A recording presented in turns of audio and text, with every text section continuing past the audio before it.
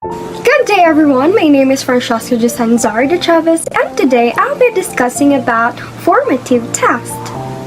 What is formative test? Formative test or assessment refers to a wide variety of methods that teachers use to conduct in-process evaluations of student comprehension, learning needs, and academic progress during a lesson, unit, or course.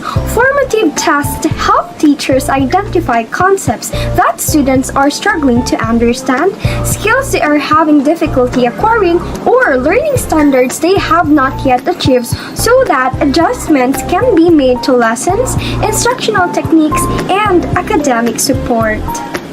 The general goal of formative tests is to collect detailed information that can be used to improve instruction and student learning while it's happening. What makes an assessment or formative is not the design of a test, technique, or self-evaluation, but the way it is used. For example, to inform in-process teaching and learning modifications.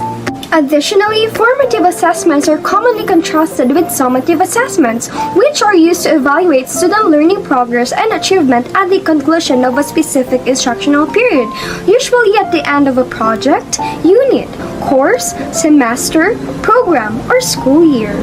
In other words, formative assessments are for learning, while summative assessments are of learning, or as assessment expert Paul Black put it, when the cook tastes the soup, that's formative assessment. When the customer tastes the soup, that's summative assessment. It should be noted, however, that the distinction between formative and summative tests are often fuzzy in practice, and educators may hold divergent interpretations of and opinions on the subject. Many educators and experts believe that formative assessment is an integral part of effective teaching, in contrast with most summative assessments, which are deliberately set apart from instruction. Formative assessments are integrated into the teaching and learning process.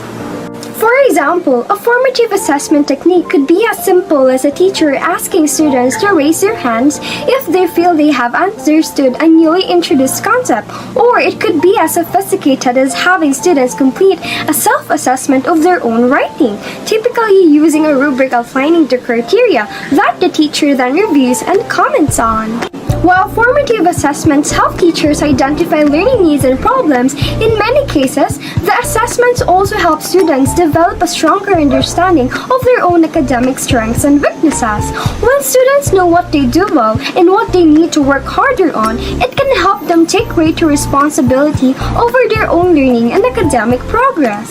While the same assessment technique or process could, in theory, be used for either formative or summative purposes, many summative assessments are unsuitable for formative purposes because they do not provide useful feedback. For example, standardized test scores may not be available to teachers for months after their students take the test, so the results cannot be used to modify lessons or teaching and better prepare students, or the assessments may not be specific or fine-grained enough to give teachers and students the detailed information they need to improve.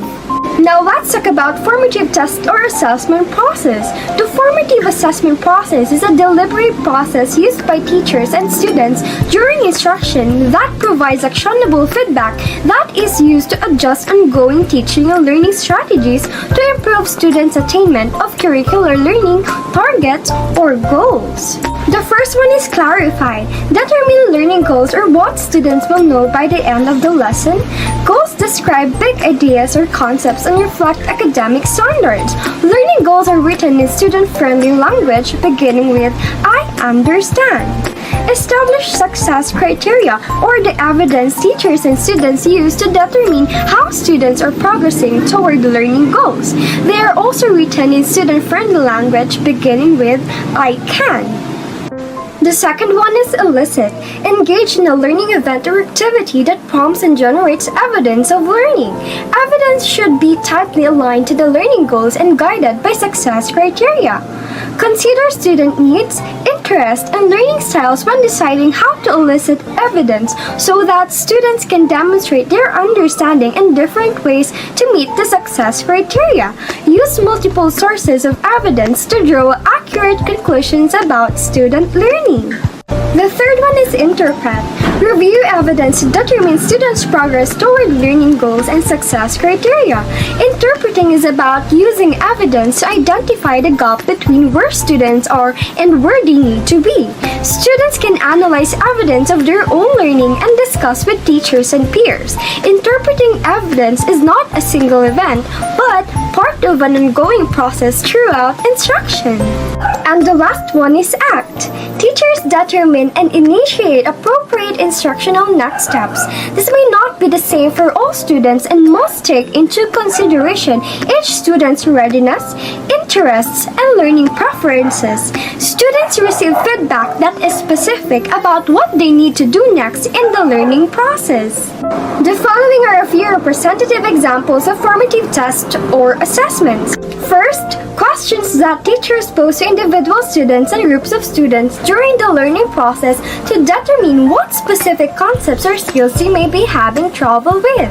A wide variety of intentional questioning strategies may be employed, such as phrasing questions in specific ways to elicit more useful responses. Second, specific, detailed, and constructive feedback that teachers provide in student work, such as journal entries, essays, worksheets, research papers, projects, ungraded quizzes, lab results, or works of art, design, and performance. The feedback may be used to revise or improve a work product. For example, third, exit slips or exit tickets that quickly collect student responses to a teacher's questions at the end of a lesson or class period. Based on what the responses indicate, the teacher can then modify the next lesson to address concepts that students have failed to comprehend or skills they may be struggling with. Admit slips are a similar strategy used at the beginning of a class or lesson to determine what students have retained from previous learning experiences.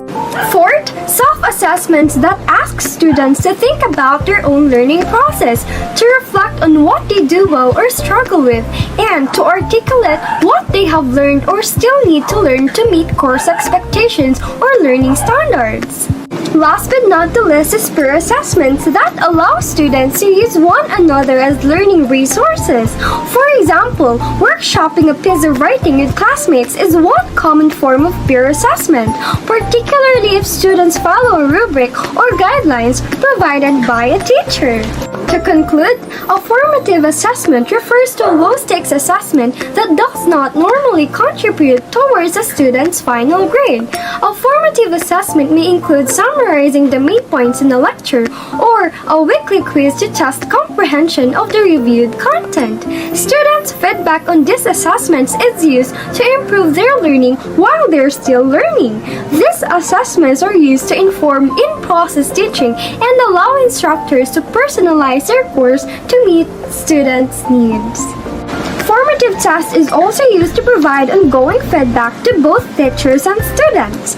Teachers can then improve their teaching while students can improve their learning based on their achievement. These assessments help students identify their strengths and weaknesses in specific areas and help faculty address students' struggles immediately.